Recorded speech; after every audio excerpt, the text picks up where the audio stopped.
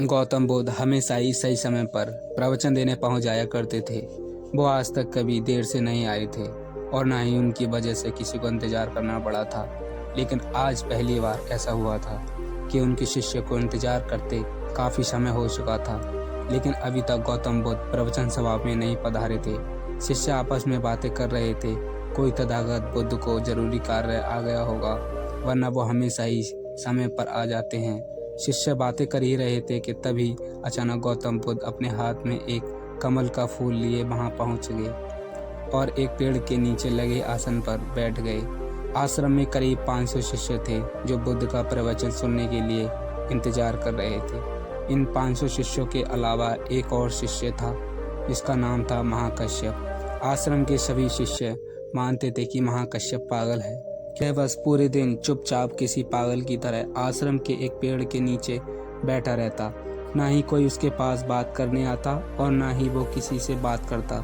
जब उसका मन करता तो आसपास के गांव में जाकर थोड़ी सी भिक्षा मांग लाता और भिक्षा में जो कुछ भी मिलता उसे खाकर उसी पेड़ के नीचे फिर से बैठ जाता। बस पूरे दिन आश्रम के पेड़ पौधे, पत्ते, घास और आते जाते भिक्षुओं को ध्यान से देखता रहता। सभी का विश्वास था कि वो धार्मिक इंसान नहीं है। आश्रम में रहने वाले सभी भिक्षुओं का मानना था कि वो एक पागल और मूर्ख इंसान है जिसे कोई भी कुछ नहीं सिखा सकता। तो आज के दिन गौतम बुद्ध आए और आसन में बैठ गए। बैठते ही अपने हाथ में लिए कमल के फूल को देखना शुरू कर दिया। शिष्य इंतजार कर रहे थे बुद्ध कुछ बोलेंगे। बुद्ध कुछ भी नहीं बोले।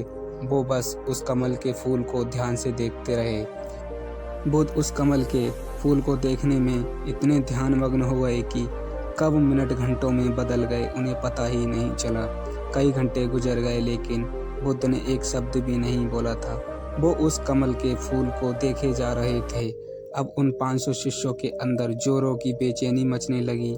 सभी शिष्य इंतजार करते करते परेशान हो चुके थे। तभी अचानक वहां बैठे भिक्षुओं को पीछे से किसी के हंसने की आवाज़ आई। उन्होंने पीछे मुड़कर देखा तो उनको आश्चर्य का ठिकाना ना रहा। महाकश्यप बुद्ध की तरफ देख देख कर हंसे जा रहा था।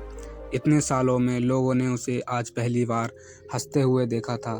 उससे पहले वो कभी ना हंसा था। वो भी इतनी अद्भुत हंसी मानो सारा ब्रह्मांड उसके साथ हंस रहा हो। उसकी भयंकर हंसी पूरे आश्रम में गूंज रही थी और वो बस हंसे जा रहा था। भिक्षुओं ने बुद्ध की तरफ देखा। वो अभी भी उस कमल के फूल को देखे जा रहे थे और उनके आंखों में आंसू की धारा बह रही थी। थोड़ी देर बाद महाकश्यप ने हंसना बंद कर दिया।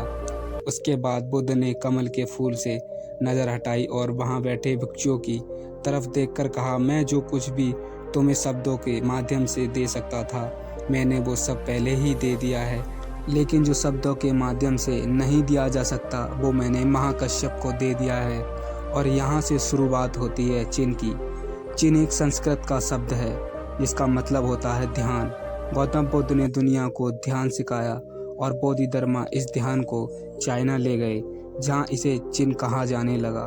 फिर चाइना से होते हुए ये चिन परंपरा जापान, कोरिया और दक्षिण पूर्व एशिया के कई देशों में फैल गए। चिन महात्म ज्ञान प्राप्त करने का एक बहुत ही अद्भुत तरीका है।